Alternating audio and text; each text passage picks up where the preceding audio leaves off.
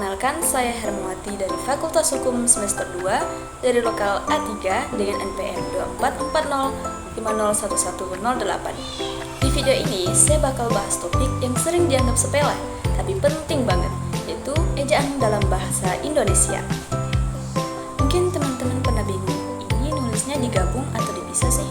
Atau kapan harus pakai huruf kapital? Nah, itu semua ada aturannya teman-teman, dan aturan itu ada di EYD yang sekarang udah sampai edisi kelima yang dirilis tahun 2022. Yuk kita bahas bareng, biar kita lebih paham dan bisa nulis dengan baik dan benar.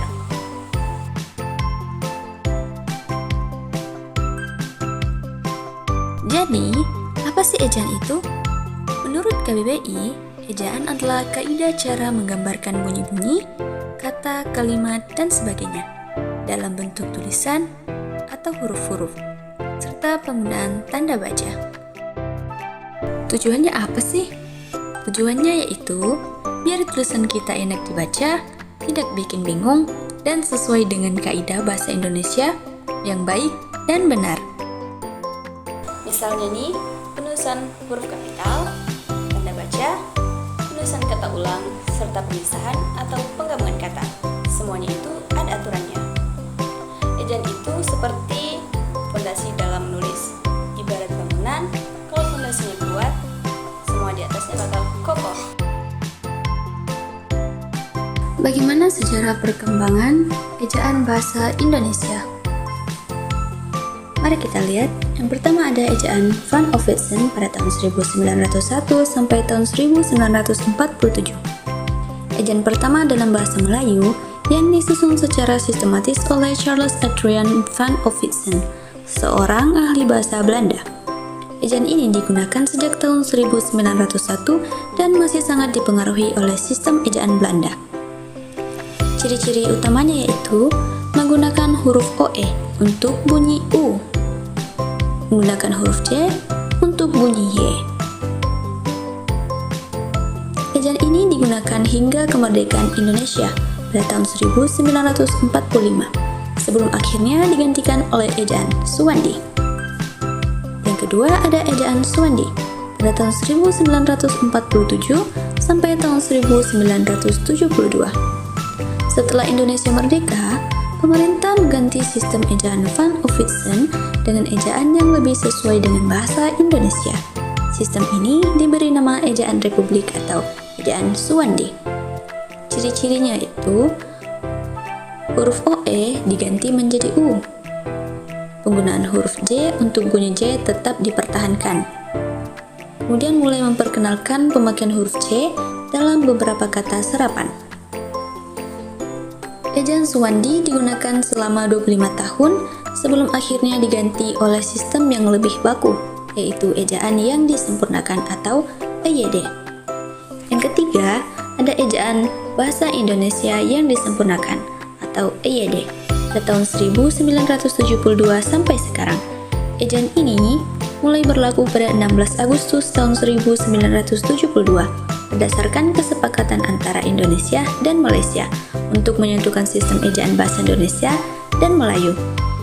Perubahan utama dalam EYD yaitu TJ diganti dengan C, DJ diganti dengan J, J diganti dengan Y, NJ diganti dengan NY, SJ diganti dengan SY, CH diganti dengan KH. Nah, sejak pertama kali diterapkan, EYD mengalami beberapa revisi. Yang pertama ada EYD edisi kedua, yaitu pada tahun 1987, menambahkan aturan lebih jelas terkait penggunaan huruf kapital dan tanda baca. Yang kedua, ada EYD edisi ketiga pada tahun 2009, memberikan penjelasan lebih detail mengenai penulisan kata serapan dan istilah asing. Yang ketiga ada EYD edisi keempat pada tahun 2015, menyesuaikan dengan perkembangan bahasa dan mengatur lebih jelas soal pemakaian unsur serapan. Yang keempat ada EYD edisi kelima pada tahun 2022, revisi terbaru dengan penyesuaian terhadap perkembangan teknologi, komunikasi, dan penggunaan bahasa yang lebih fleksibel. contoh penggunaan ejaan sesuai EYD. Yang pertama, huruf kapital. Huruf kapital digunakan sebagai huruf pertama pada awal kalimat. Contoh, dia sedang membaca buku. Dan juga digunakan sebagai huruf pertama nama orang.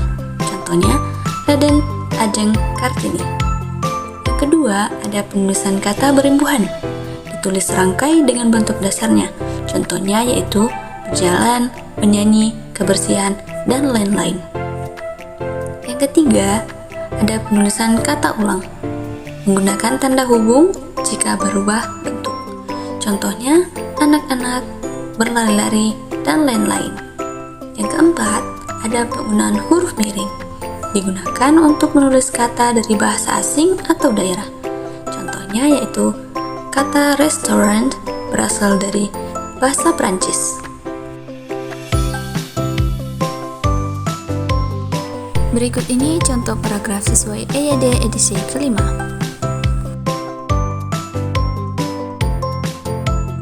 Jadi, kesimpulannya adalah ejaan merupakan aspek penting dalam bahasa Indonesia untuk memastikan keteraturan dan kejelasan dalam komunikasi tertulis. EYD edisi kelima yang dirilis pada tahun 2022 membawa beberapa perubahan dalam tata cara penulisan yang lebih sesuai dengan perkembangan bahasa. Pemahaman terhadap ejaan yang benar sangat penting bagi setiap penggunaan bahasa Indonesia. Oke, itu dia pembahasan tentang ejaan dalam bahasa Indonesia berdasarkan EYD edisi kelima. Kalau kamu suka video ini, boleh banget di like, di share, atau di komen ya. Terima kasih udah nonton. 감사합니다. Arigatou gozaimasu. Khopun naka. Selamat na po. Thank you so much. And sampai jumpa di video selanjutnya. Ubur-ubur ikan lele. Sekian dan terima kasih le. Wabillahi taufiq wa sa'adah. Wassalamualaikum warahmatullahi wabarakatuh. Bye.